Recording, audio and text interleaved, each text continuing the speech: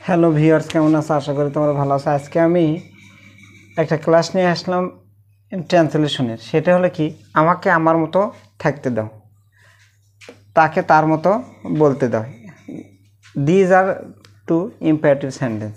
আমরা জানি কোনো বাক্যের শেষে যদি দাও থাকে তাহলে সেই বাক্যটা ইম্পারেটিভ হয়। আচ্ছা, এই ধরনের বাক্য যদি থাকে তাহলে এই ধরনের বাক্যকে আমরা কিভাবে how to translate from Bangla to English, কিভাবে বাংলা থেকে আমরা ইংরেজি করব। আসলে বাক্য দেখা যাচ্ছে অনেক কঠিন, বাট বাক্যটা অনেক ইজি আছে। আমাকে আমার মতো থাকতে দাও, তার মানে হলো লেট মি স্টে। থাকতে দেওয়ার ইংরেজি লেট মি স্টে। আমার মতো লাইক মি। দেখো ইজি। তাহলে দেখো, থাকতে দাও, আমাকে আমার মতো থাকতে দাও। তাহলে দাও এটার জন্য হবে হলো লেট। কাকে? আমাকে।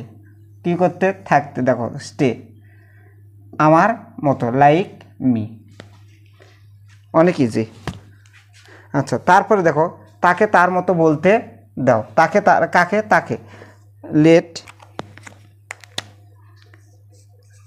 লেট হিম দাও। লেট হিম বলার ইংরেজি হলো speak.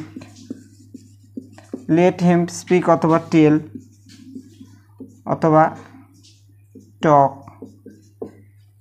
Like him. Like him, তাকে তার মতো বলতে দাও। আচ্ছা, এই ধরনের বাক্য দেখো অনেক কঠিন, আসলে তো কঠিন, কিন্তু বাক্যটা অনেক ইজি ওয়েতে আমরা করতে পারলাম। তাহলে এখানে যদি তাকে তার মতো বলতে দাও, তারপরে সুমিকে সুমির মতো বলতে দাও, এরকম যদি থাকে, সুমিকে সুমির মতো বলতে দাও, করতে দাও, এরকম যদি থাকে তাহলে সেক্ষেত্রে বাক্যগুলো কী হবে দেখো।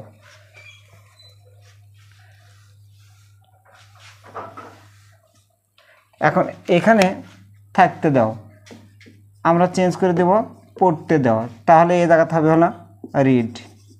কি হবে? রিড হবে। আচ্ছা, এইখানে যেতে দাও, যেতে দাও গো। খেলতে, তাহলে প্লে। আচ্ছা, তারপরে হলো দেখতে, এখানে সি অথবা ওয়াচ। এখানে থাকবে হলো ঘুরতে, এখানে হবে হলো ওয়াক।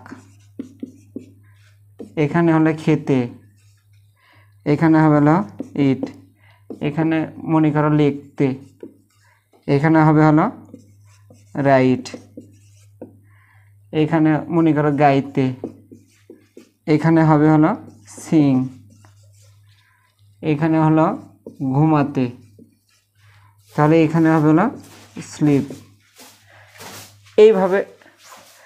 এইভাবে বাক্যগুলো আমরা করতে পারবো। দেখো একটা স্ট্রাকচারের মধ্যে একটা শুধুমাত্র যদি ভার্ব চেঞ্জ করে দেই তাহলে দেখো পড়তে, যেতে, খেলতে, দেখতে, ঘুরতে, ঘুমাতে, খেতে, তারপরে হলো লিখতে, গাইতে, এরকম করে একটার পর একটা তুমি ভার্ব চেঞ্জ করে দিবা। তারপরে দেখো তুমি এখানে আমাকে জায়গা তাকে দিলা, সুমিকে দিলা, সুমিকে, তাই না? আচ্ছা, তারপর দেখো তাদেরকে, তার বাবাকে, এরকম অবজেক্টগুলো আমরা চেঞ্জ করে দিতে পারবো। অবজেক্ট চেঞ্জ করে দিব, তারপরে আমরা ভার্ব চেঞ্জ করে দেব। দুটো চেঞ্জ করে দিলে দেখবো যে ভার্ব দেখো কয়টা, 1 2 3 4 5 6 7 8 9, 9টা বাক্য চেঞ্জ হবে। এখানে যদি সাবজেক্ট 4-5টা চেঞ্জ করে দাও তাহলে সাবজেক্ট 9টা ভার্ব চেঞ্জ হলো, 4-5টা সাবজেক্ট চেঞ্জ হলো বা অবজেক্ট চেঞ্জ হলো।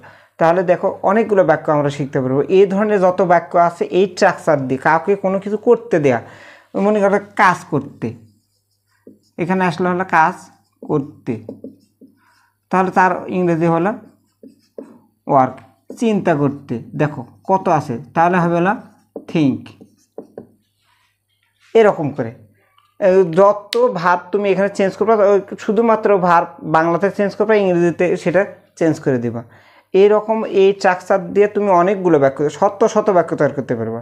আশা করছি ক্লাসটা ভালো লাগলো। পরে কোনো ক্লাসে অন্য বিষয় নিয়ে আমি তোমাদের সাথে হাজির হব। সে পর্যন্ত সবাই ভালো থাকো। আল্লাহ হাফেজ।